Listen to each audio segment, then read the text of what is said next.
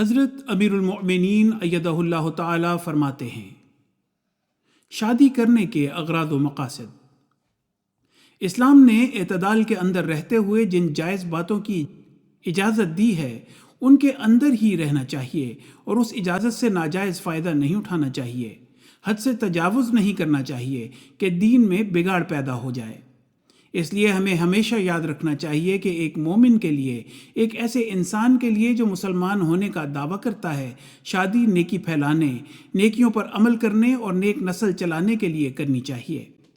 اور یہی بات شادی کرنے والے جوڑے کے والدین، عزیزوں اور رشتہ داروں کو بھی یاد رکھنی چاہیے۔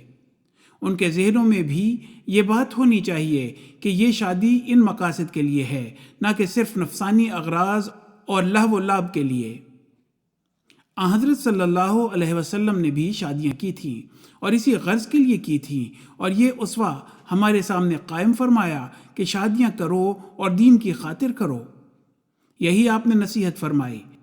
نہ ان لوگوں کو پسند فرمایا جو صرف عبادتوں میں لگے رہتے ہیں اور دین کی خدمت میں ڈوبے رہتے ہیں، نہ اپنے نفس کے حقوق ادا کرتے ہیں، نہ بیوی بچوں کے حقوق ادا کرنے کی طرف توجہ دیتے ہیں۔